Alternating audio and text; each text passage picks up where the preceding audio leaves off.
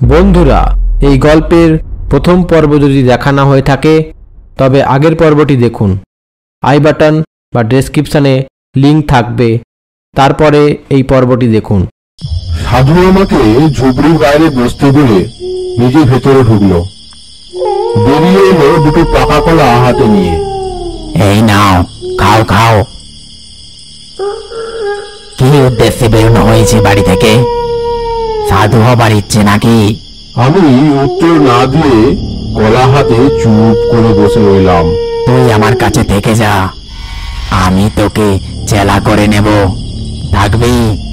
তারপর সাধু একটা কথা বলল, যা আমাকে আমাদের গ্রামের বর্তলার্সি সাধুও বলেছিল।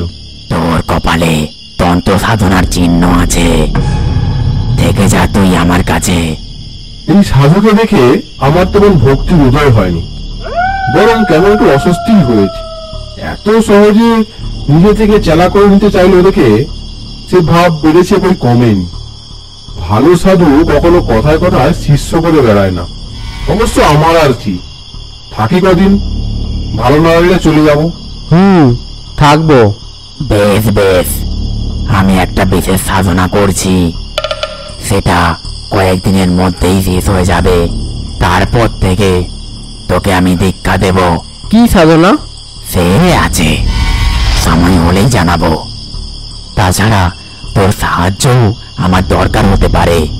থেকে গেলাম সাধুর কাছে। এভাবেই 2-4 দিন কেটে গেল। সাধু আমাকে একলা ফেলে রেখে সারাদিন কোথায় কোথায় ঘুরে কিসব সংগ্রহ করে আনে, বোধহয় নিজের সাধনার জিনিসপত্র। রাত্রে বসে অনেকক্ষণ ধরে পুজো আর্চা জপ টপ করে। সেই সময়টা আমি একটু দূরে কাঠ কুটো দিয়ে কিছু আগুন জ্বালিয়ে মাটি হাঁড়িতে ভাতে ভাত রান্না করি। অনেক রাত্রে খাওয়া হয়।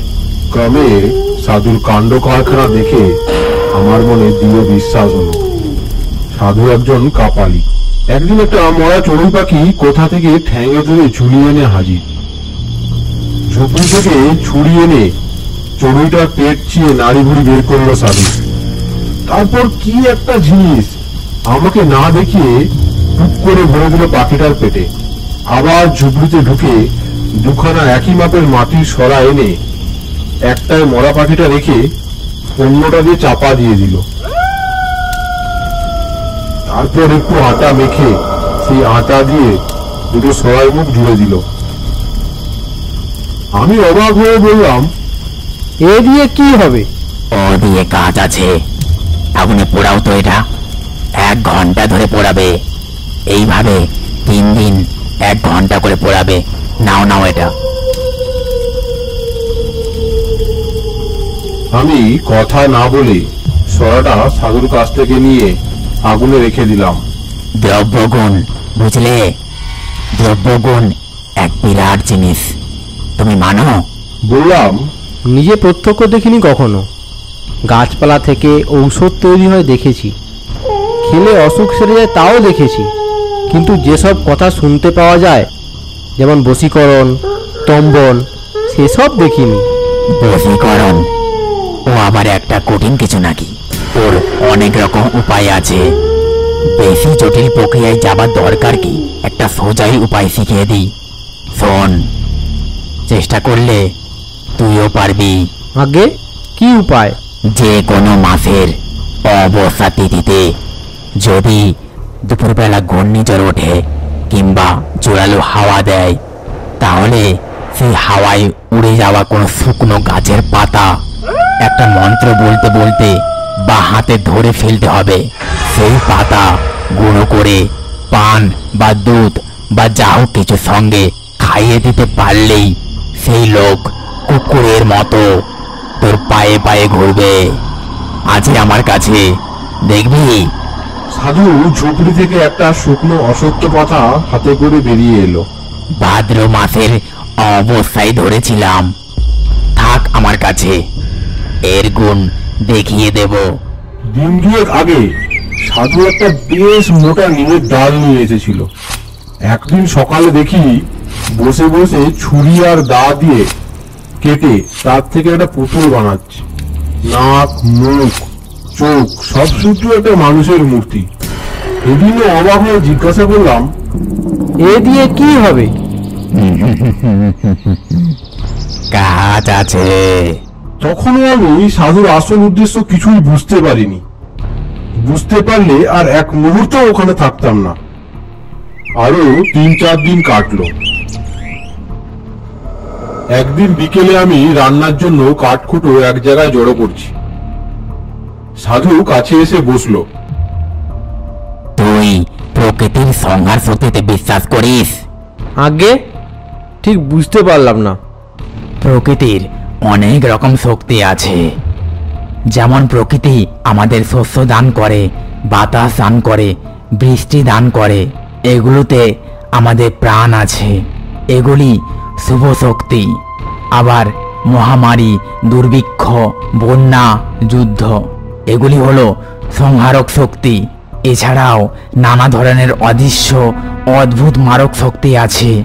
সাধনার ভাবে তাদের জাগ্রত করা যায়। যেমন বেতাল জাগানো। বেতাল? সেটা আবার কি?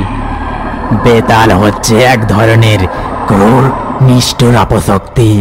তার ক্ষমতাও অনেক। একবার জাগ্রত হলে কাজ শেষ না করা অবধি তার নিদ্রা নেই। আমার গা শিরশির করছিল। বললাম, আর যদি কাজ শেষ করতে না পারি? যদি বাধা পায়? বেতালকে বাধা দেওয়া খুবই কঠিন, প্রায় অসম্ভব। কিন্তু বাধা পেলে সে ফিরে এসে যে তাকে জাগিয়েছে তাকেই হত্যা করে। এসব আগুন নিয়ে খেলা, বুঝলে? না, ঠিক বুঝলাম না। ঠিক আছে, আজ রাত্রিরে তোমাকে বেতাল জাগানোর পদ্ধতি দেখাবো। তুমি ভয় পাবে না তো?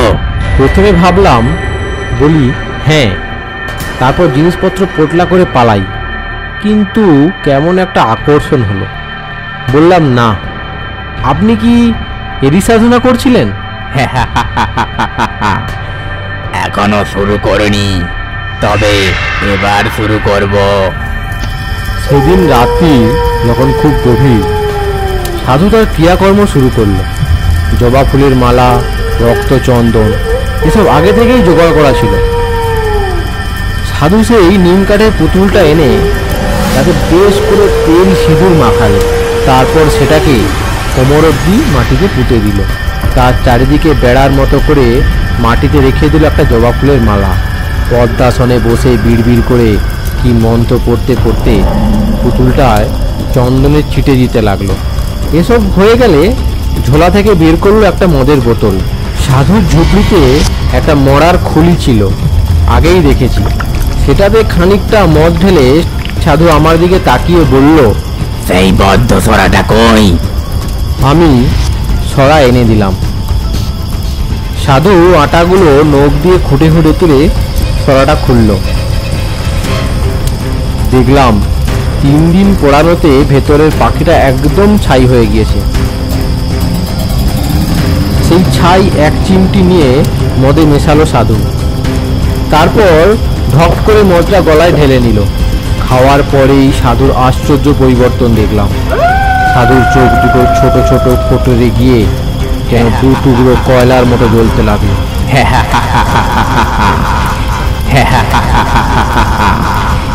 আমার দিকে ফিরে সাধু বলল, শুকনো কাঠ দিয়ে একটা ধ্বনি করো তো। ধুনি বেশ জ্বলে উঠতে সাধু রক্তচন্দন দিয়ে ধুনি পুজো করল। তারপর তামার কষায় গাওয়া ঘি, একটা জবা ফুল আরো কি যেন মিশিয়ে মন্ত্র করে আগুনে আহুতি দিল। সঙ্গে সঙ্গে একটা বিকট পোড়া গন্ধে ভরে গেল চারিদিক। সাধু বিকৃতি গলায় হেসে উঠল।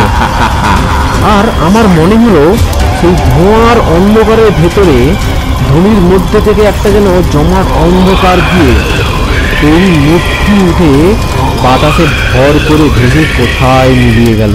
তো বন্ধুরা, কেমন লাগলো আমাদের এই পর্ব? অবশ্যই কমেন্ট করে জানাতে ভুলবেন না। বন্ধুরা, কি মনে হয় তোমাদের? ঘটনার তো এইসবের সূত্রপাত। এরপরে কি হলো জানতে অবশ্যই পরের পর্ব দেখতে সাবস্ক্রাইব বাটনে ক্লিক করুন।